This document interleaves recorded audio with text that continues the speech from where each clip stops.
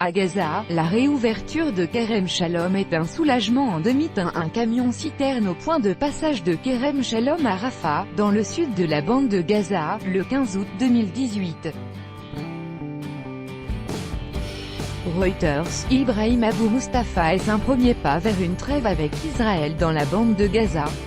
L'État hébreu a décidé mercredi 15 août de rouvrir le point de passage commercial de Kerem Shalom. C'est le seul point de passage de marchandises entre Israël et la bande de Gaza. Cette réouverture totale a été saluée par le secrétaire général de l'ONU, Antonio Guterres, pour qui c'est une réponse aux différents appels d'éviter un nouveau conflit à Gaza. Une référence aux efforts déployés par l'ONU et les Égyptiens, pour aboutir à un accord de cessez-le-feu permanent entre le Hamas et Israël.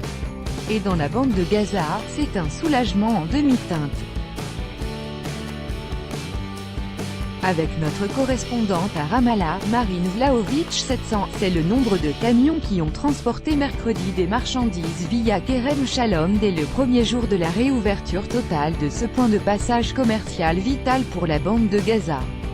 Depuis 36 jours, ce poste frontière ne laissait entrer que la nourriture et les médicaments ainsi que le carburant au compte-gouttes. C'est sur place un véritable soulagement car le fioul indispensable à l'alimentation des générateurs des hôpitaux et des structures d'urgence venait à manquer dans une enclave qui connaît de graves pénuries d'électricité. Cependant, cet affluent de marchandises n'aura certainement pas d'effet immédiat sur une activité économique déjà en berne en raison de la baisse du pouvoir d'achat des Gazaouis qui subissent de plein fouet une crise sans précédent. Mais elle arrive à point nommé alors que l'Égypte a annoncé la fermeture de son terminal de Rafah, l'autre point de passage de la bande de Gaza, la semaine prochaine, pour la fête musulmane de l'Aïd. Peut-on croire à une trêve? Les représentants du mouvement palestinien Hamas, qui contrôle Gaza, et d'autres factions ont été appelés au Caire ces derniers jours, selon une source du mouvement. On parle d'une trêve de plus longue durée qui serait négociée depuis plusieurs semaines entre Israël et le Hamas par l'intermédiaire de l'Égypte. Une trêve en laquelle le politologue Ilan Grell-Shammer ne croit pas, je ne vois vraiment pas pourquoi ça changerait.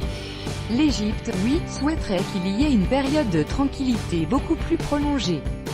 Ça gêne l'Égypte d'une façon générale. Mais il n'y a pas ni chez les Israéliens ni chez les gens de Gaza de vision à long terme de changement profond actuellement. Ilan Grell-Shammer, politologue à l'université Bar-Ilan de Tel Aviv 16 8 2018 par Muriel Paradon. Écoutez.